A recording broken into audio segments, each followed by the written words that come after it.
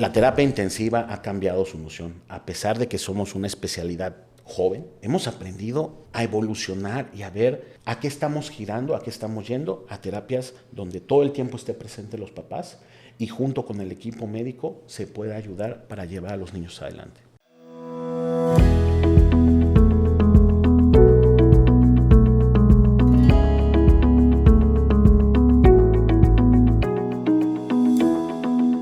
Bienvenidos a Salud de Hierro, un podcast de Hospitales Puerta de Hierro. El día de hoy hablaremos sobre un tema muy interesante, medicina crítica pediátrica. Yo soy la doctora Sandra Pérez Avendaño y le doy la bienvenida al doctor Juan Carlos Iglesias. Él es egresado de la Universidad Nacional Autónoma de México. Es vicepresidente de la Asociación Mexicana de Terapia Intensivista Pediátrica. Además, ha hecho su especialidad en medicina crítica pediátrica y medicina crítica cardiovascular pediátrica. Muchísimas gracias por acompañarnos el día de hoy, doctor. Un gusto, Sandra, el estar aquí, honrado de que me hayan invitado. Excelente. Bueno, vamos a iniciar con este tema que es muy vasto. El día de hoy quisiera ver de qué se trata la terapia intensiva pediátrica. La terapia intensiva per se es una especialidad que, digamos, dentro del grupo de las especialidades médicas es reciente. Empezó en los adultos, empezó por ahí de la crisis de polio en los 60, 70, cuando la medicina se dio cuenta de que por la polio se necesitaba alguien que llevara ese padecimiento donde los pacientes dejaban de respirar. En esas grandes salas que surgieron con ventiladores llamados pulmotores, nos dimos cuenta, o se dio cuenta la gente, que el médico tenía que estar especializado para manejar ese proceso crítico que se daba. De ahí fue el boom de la terapia intensiva. Nosotros en medicina crítica pediátrica, digamos que somos un poco más jóvenes. Te hablo de finales de los 80, mediados de los 80, ¿no? Donde una de las partes clave que surgió del cuidado de los niños críticos fue la cirugía cardíaca. A partir de ahí hemos aprendido a que el niño, en comparación con el adulto, tiene diferencias sustanciales en su comportamiento clínico, en las necesidades de infraestructura y en el personal médico que tiene que estar totalmente enfocado en las características peculiares y particulares de los niños. Es de ahí que esta especialidad poco a poco ha ido creciendo y cada vez somos más los miembros que conformamos este gremio médico. ¿Cuál es el objetivo primordial de nuestra labor? Yo mencionaría que son dos partes. Número uno, por supuesto, mantener la vida de los pacientes, acorde a lo que más adelante te voy a platicar.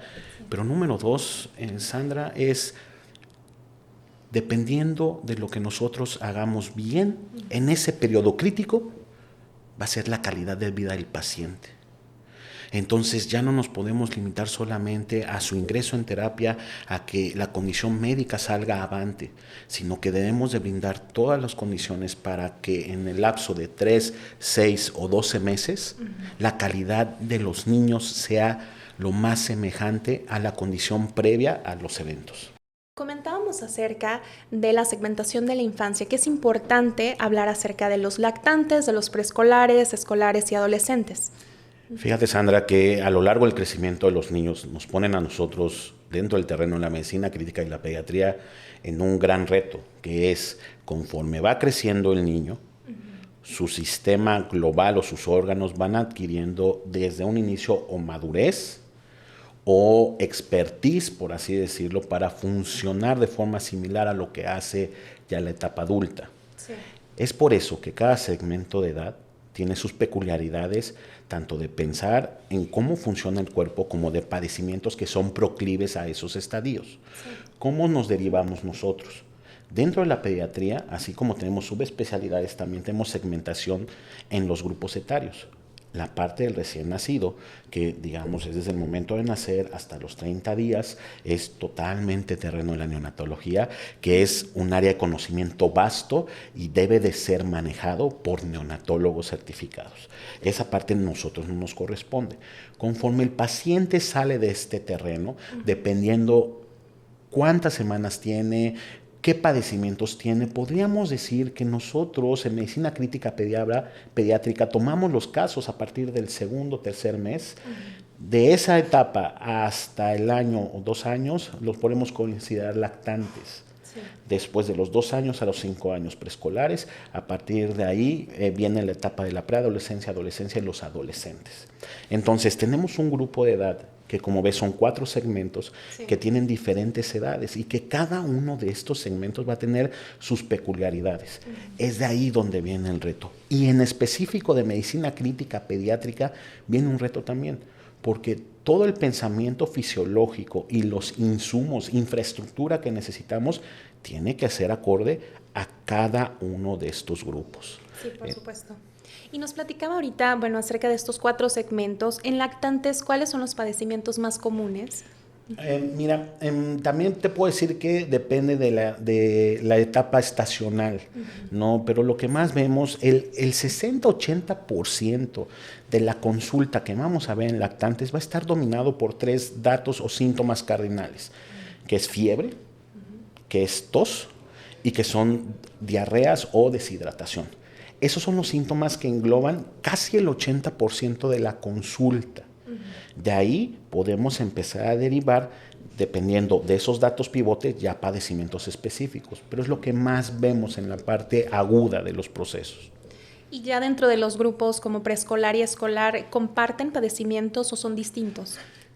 Sí se comparten padecimientos, la evolución puede ser discretamente diferente, pero en global, y para que esto sea entendible, yo hablaría de un 80% de padecimientos que sí se comparten en todo el rango pediátrico.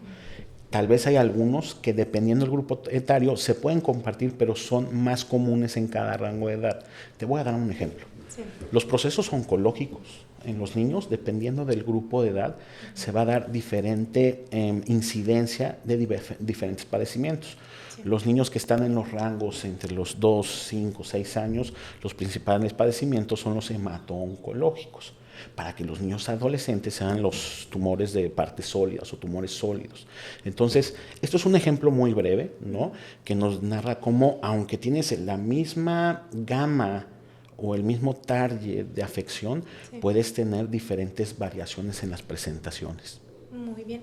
Y cuando ocurren estas variaciones de presentaciones, ¿cuál es el abordaje inicial que se le tiene que dar? Muy bien, mira, esto es una pregunta muy importante que haces, y nosotros como pediatras estamos en el reto, como yo le digo a muchos de los papás que acuden a valoraciones, que la pediatría se vuelve todavía más apasionante que la etapa adulta, porque tenemos que detectar cosas que son muy sutiles.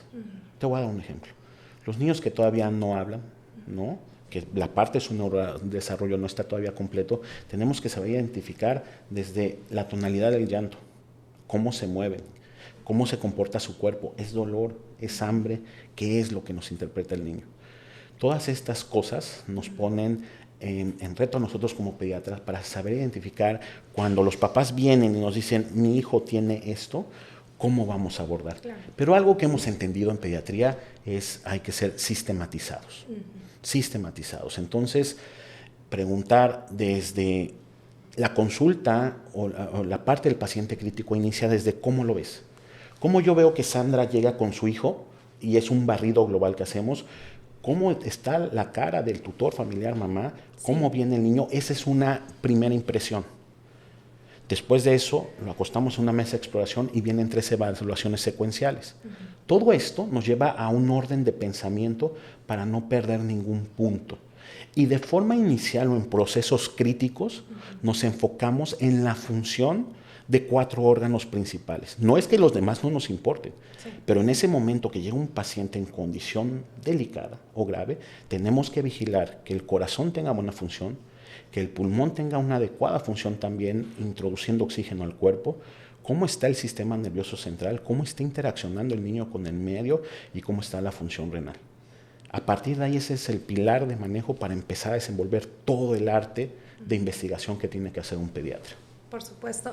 Y además estar atentos, sobre todo en casa, ¿no? Ahorita que estamos, recientemente saliendo de pandemia, que los papás estuvieron muy cerca de sus hijos, que estén atentos a cualquier tipo de signo y síntoma, que por supuesto tienen que acudir al médico como primera instancia.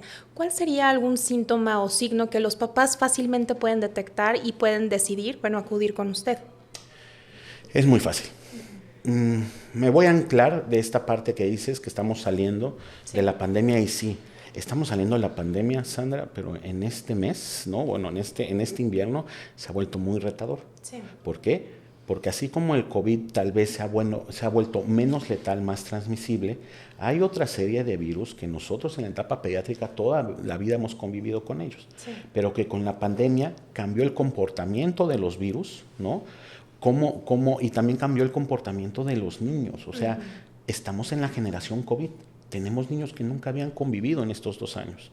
Van saliendo del aislamiento. Entonces, estas partes o procesos virales se vuelven muy importantes. Me enfoco en tu pregunta. ¿Qué es lo que estamos viendo más o qué es lo que los papás detectan de forma fácil? Es lo que nos toca como pediatras orientarlos para que vean y detecten las urgencias reales. Sí. ¿Cuál es? Fiebre, ¿no? La temperatura y sobre todo una temperatura central que es muy fácil tomarla en la boquita, ¿no? Mayor de 38 es fiebre. La forma en la que respira el niño, los datos de dificultad respiratoria que podría ser aleteo nasal, retracción supraesternal, tiraje intercostal o disociación tóraco-abdominal, a la par de una frecuencia respiratoria muy incrementada, eso le hace ver al familiar que algo no está bien. Sí. Y el estado neurológico, Sandra.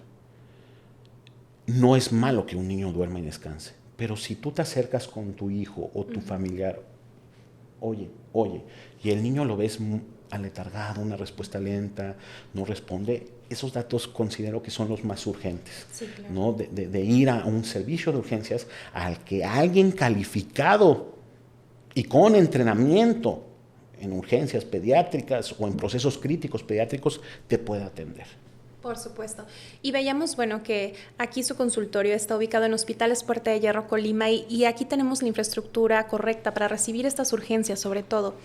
Y bueno, yo quisiera platicar acerca de este proyecto que tenemos, conocimiento, se llama Sonrisas de Hierro y es un grupo multidisciplinario de médicos. Esta generación que llegamos de forma reciente a esta región del país, sí.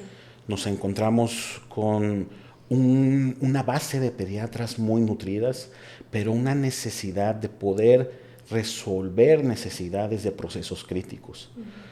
Cuando llegamos a la región, nos dimos cuenta que este centro hospitalario, que Puerta de Hierro, era el centro que nos daba las condiciones para poder trabajar. A partir de ahí hemos echado a andar todo un proyecto. Lo que tú mencionas, que es un grupo de pediatría especializada, que es Sonrisas de Hierro, surgió de la medicina crítica pediátrica. ¿Por qué la medicina crítica pediátrica? Es mi especialidad, es a lo que me dedico. Sí. Pero nos dimos cuenta, o sabemos en terapia intensiva, que cuando tú tienes un paciente hospitalizado, no puedes actuar solo. Y eso es uno de los ejes rectores del trabajo continuo de nuestro grupo, trabajo en equipo. Sí. Entonces, cuando tú tienes un paciente que está en condiciones críticas y tienes la solvencia de contar con cardiología, con hematología, con oncología, con cirugía pediátrica, con cirugía oncológica pediátrica, con rehabilitación, el actuar o tu actuar se vuelve mucho más fluido y con puntos de vista dentro del área de expertise que pueden propiciar esto que te comentaba al inicio, que es calidad de vida. Sí. Ahora bien, la medicina crítica, te voy a platicar un poquito y a grandes rasgos cómo nos desenvolvemos, porque la medicina crítica es una unión, ¿no? No podemos trabajar separados. Es desde que el paciente llega con los datos que te acabo de expresar al servicio de urgencias, donde debe de estar un médico, médica entrenado en este tipo de patologías, urgenciólogos, pediatras, sí. Que puedan dar el soporte inicial para mantener la función de los órganos y una vez que esté estable esto, se haga el enlace, en caso de requerirse, con el área de terapia intensiva. Como ves, esto es una simbiosis. Sí. No podemos actuar de forma separada. Cuando tú empiezas a observar las características del grupo que se está empezando a formar y que ya está consolidado, ves que eso es lo que se hace. Un médico especialista en urgencias pediátricas recibe estas urgencias que son referidas a nuestro centro y de ahí él decide qué especialidades se tienen que llamar. Todo con certificación pediátrica. En el momento que el paciente está estable y requiere atención en terapia intensiva, se hace el enlace con la terapia intensiva. A grandes rasgos, esta es cómo funciona y por qué surgió este grupo. Ahora bien, el punto o la cereza del pastel es que cada una de estas ramas ha empezado a evolucionar. Entonces, cada rama, ¿no?, tiene su área de expertise donde está empezando a crecer. Hablamos de la parte que también tenemos que integrar, ¿no?, que es la parte neonatal.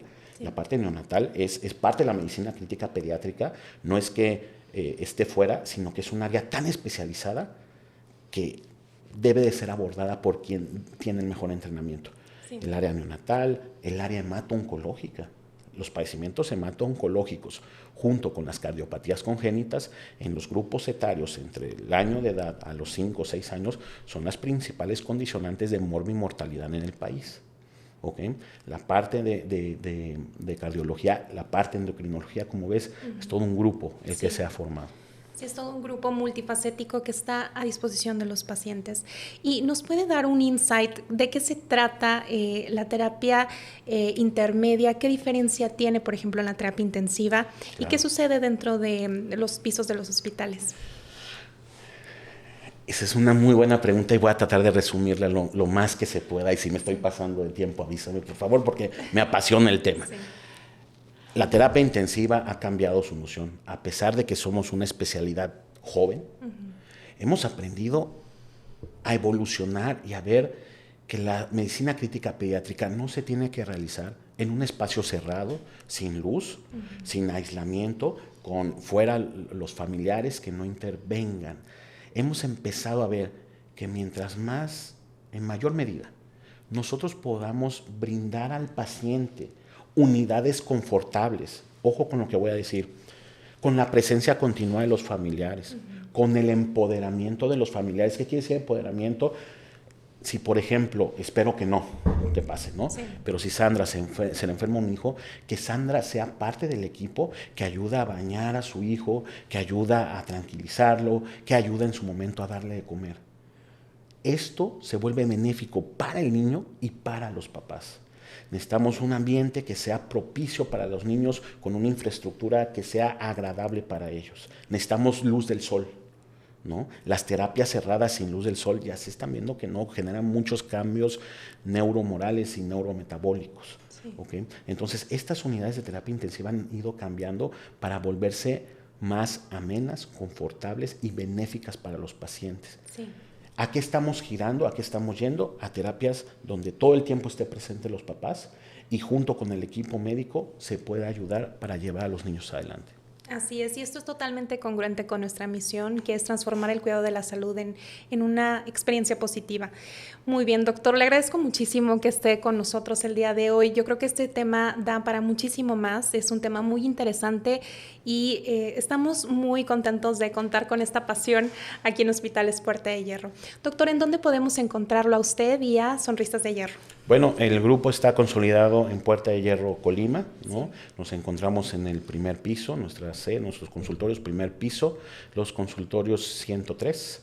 Ahí estamos a sus órdenes en la torre de consultorios y, por supuesto, muchos de nosotros tienen vida hospitalaria, así que si se llega a requerir en algún momento, tanto en urgencias como en terapia intensiva, como en todo el hospital, nos encontramos presentes. Excelente, muchísimas gracias. Y si me permitas, a mí me gustaría recomendarte a ti, a los papás que nos están viendo algo, hay que mantener en tus hijos una sonrisa. Y qué mejor que sea una sonrisa de hierro. Muy bien. Gracias, Muchas Sandra. Gracias. Gracias a todos los que nos siguieron hasta el final en nuestras redes sociales, en YouTube y en Spotify. Regálenos un like y síganos. Estén pendientes de los próximos episodios. Yo soy la doctora Sandra Pérez Avendaño y ha sido un gusto estar con ustedes el día de hoy. Gracias.